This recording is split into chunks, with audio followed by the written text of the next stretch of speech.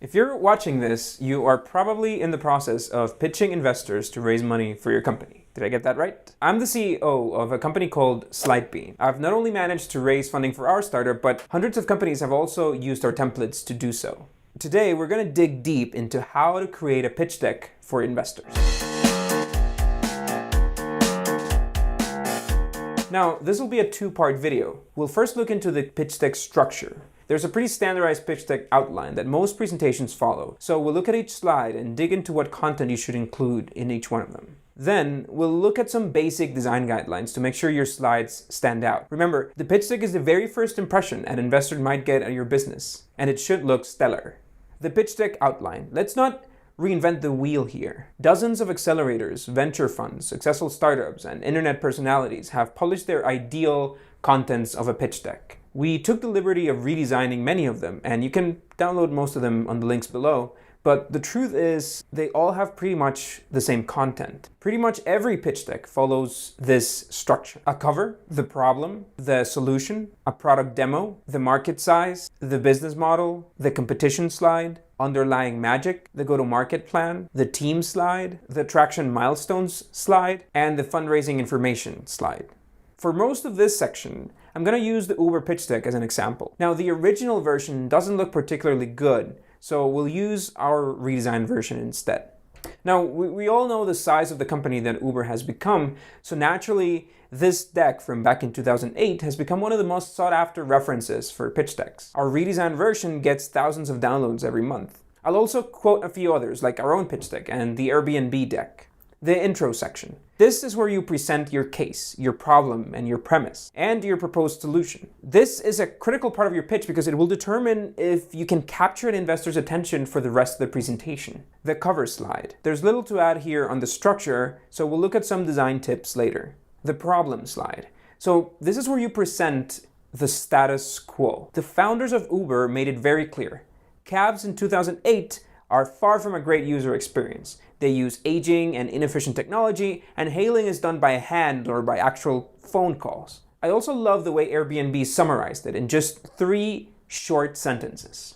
Price is important for travelers, hotels are bubbles, and there's no way to book a room with a local or to host a spare room in your apartment. This was the reality in 2009. All they had was Craigslist and Couchsurfing, and neither of those was a pleasant user experience. See how down to earth this problem has been summarized? No complicated jargon, no debatable arguments, 100% straightforward, verifiable claims. Creating empathy with your investors is critical at this point. If you offer a questionable statement, then the whole premise of your pitch will be doubted. If the problem you're trying to solve can be applied to them, then great, take advantage of that. If you're solving a problem for an entirely different audience, then acknowledge it. And again, make sure your premise is solid. The solution slide.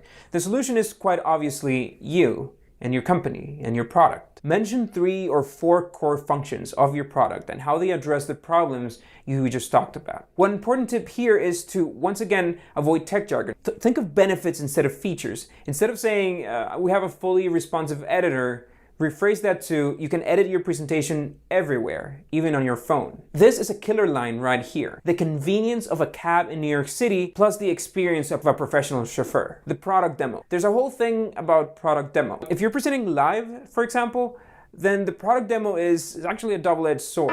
You risk the demo crashing and ruining your whole pitch. So maybe sticking with a video could be safer. If you're sharing the pitch with an investor via email, then a video capture is actually a nice courtesy and a way to guarantee that they will get a glimpse of the product. You can't assume that they'll just go to your website, create an account, and check it out themselves. Finally, if you're in an in-person meeting, following the flow yourself on the app or the product might be the best choice. Remember, in either case, your video demo or your actual demo should reach the aha moment in 30 seconds or less.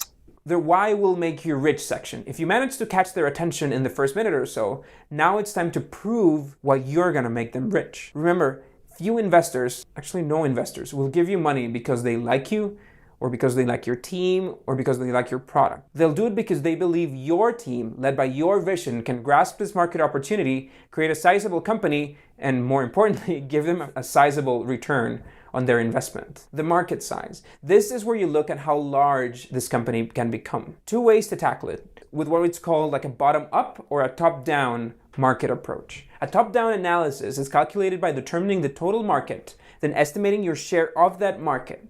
So a typical top-down analysis might go something like, if you're selling rubber ducks to everybody that can use them, there are maybe 500,000 people in your area, and even if you only manage to land 5% of that market, it'll make you 25,000 sales.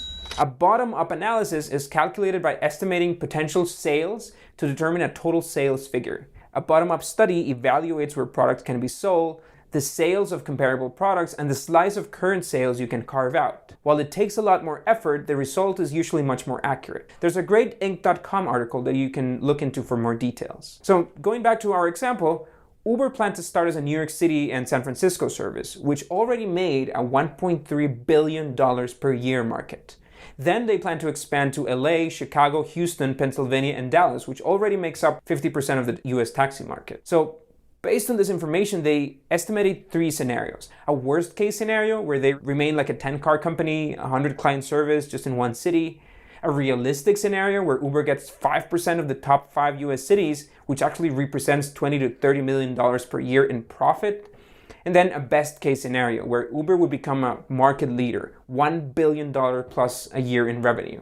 Who would have guessed that their prediction actually fell short of the type of company they became? The business model slide. Now, the pitch deck business model slide is, in most cases, a slide that makes or breaks your pitch. I'm taking Airbnb's example for this one, whose business model is just dead simple. They take a 10% commission on each transaction. That's it. Airbnb makes money in many other ways these days, but the premise remains. There's a percentage of each transaction. When dealing with a 500 million serviceable market, which is the amount of budget plus online trips worldwide, even a small portion of the equation yields just fantastic economics. The founders elaborated by making a rough estimate that serving 15% of this addressable market would yield them $200 million worth of revenue in the first 3 years. A bold, but eventually accurate prediction. We are working on a new video dedicated exclusively to studying and understanding powerful business model slides. So check out the link in the comments.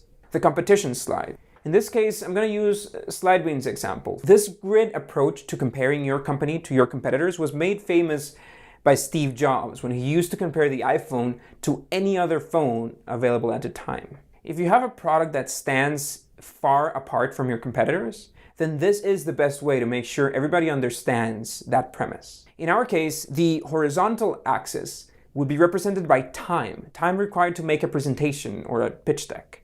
And then quality of design, we would put that on the vertical axis. Traditional presentation software like PowerPoint would have had an average design quality with terrible efficiency. Prezi, for example, provides somewhat better results at the cost of even more time.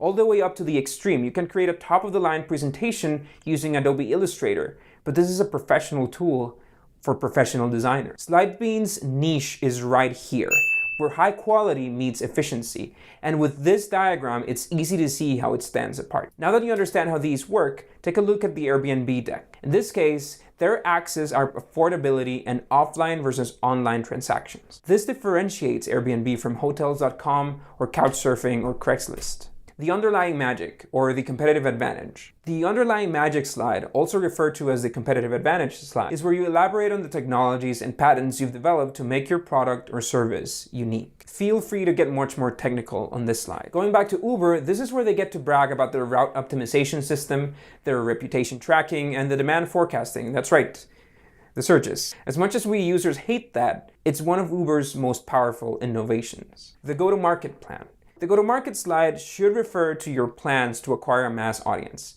Now, the reality of any startup is that there's no way to know how these plans will work until you actually try them out. And you likely need to update this slide regularly as you try and fail with different marketing tactics. It's essential, however, to remember and fake it till you make it. Always have a plan and pitch it as if you're 100% sure that's the way to go. The point of this slide is proving that you can figure out ways to grow your business, both with a large pool of ideas and the ability to execute them. Airbnb's slide refers to 3 alternatives: events, partnerships, and the dual posting feature. In the end, they never managed to make a deal with Kayak, but they hit the nail on the head with the dual posting function. In a nutshell, they developed a bot that would take any Airbnb listing, repost it on Craigslist, and link back to the original Airbnb post, thus increasing their traffic and awareness, as well as the chances of getting a listing booked when they had fewer customers. The team slide. And we're almost done now. This slide should be simple. Mention your founders and why are you the right people to grow this company. Remember, the ideal founder combination is the hustler, hacker, hipster trio. A hustler, usually impersonated in the CEO, that can sell the company and keep investors excited around it. A hacker, often the CTO, that can lead the product development for the first few years. And finally, a hipster that can build a brand both through high quality design and marketing. Do not talk about your advisors here, your first employees, or actually anybody who is not 100% dedicated to the company. Traction and milestones. The traction or the milestones slide is another crucial part of your pitch. Actually, if you're pitching in front of an audience in a demo day type of event, this slide should probably go first, right after your cover. This gives you credibility right away and captures people's attention for the rest of your pitch. In the storytelling arch of your presentation, click below actually to see our video on storytelling. The traction is the lethal blow and the climax of your story. If you have revenue, and if that's growing, that should be the only chart on this slide. If you don't have any sales, actually, you might want to reconsider pitching investors at this point in your company. It's very, very tough to raise money without income. If you must, then use this opportunity to talk about your growth, your monthly or your weekly active users. The fundraising information. So both of the pitch deck templates we're referencing, Uber and Airbnb, have a final fundraising slide with their ask, how much money they're raising. In the US, however, the SEC has certain regulations as to whom can you show your financial data to. So you should be careful when sending your deck to people who aren't accredited investors. This is not my expertise by any means, but a couple of tips here are, so if you're pitching on stage in front of an audience, do not add this slide. If you're sending this deck privately to a VC, then you're probably okay. When in doubt, you can check this article for more info. All the templates we talked about are available to use on Slidebean. Creating an account is free, and you can start editing right away. Slidebean's algorithm will handle the design for you, so all you need to care about is the content. If you want to do this in PowerPoint or your platform of choice, well, shame on you, but you can check out our next video with some pitch deck presentation design guidelines. If you like this video, please help us by giving us a thumbs up, subscribe to our channel, and hit that bell if you want to get access to the best presentation design and public speaking content.